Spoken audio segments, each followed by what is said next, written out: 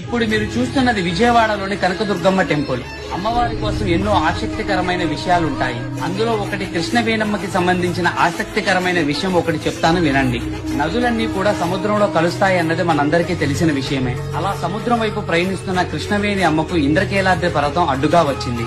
దానితో కొంచెం దారివ్వమని కృష్ణవేణమ్మ కనకదుర్గమ్మను ప్రార్థించింది. కనకదుర్గమ్మ కరుణించడంతో కృష్ణవేణి ఇంద్రకీలాద్రిలో బెజ్జం ద్వారా ప్రయాణించిందంట. అలా ప్రయాణించడం వలన మొదటిలో ఆ ఊరిని బెజ్జంవాడ అనేవారు. కాలక్రమంగా ఇప్పుడు బెజవాడగా మారిందని పురాణాలు చెబుతున్నాయి. అయితే కృష్ణవేణమ్మకు చేసిన సహాయం గాను దుర్గమ్మ కృష్ణవేణి అమ్మ ముక్కు పుడకను అరువుగా తీసుకుందంట.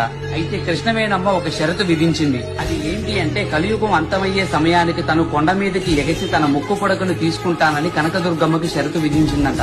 అయితే ఆ కనకదుర్గమ్మ ముక్కు పుడక అందుకునే సమయంలో కృష్ణవేణమ్మ ఎప్పుడైతే విజయం సాధిస్తుందో అప్పుడు ఈ కలియుగం అంతా అంతరించిపోతుందంట.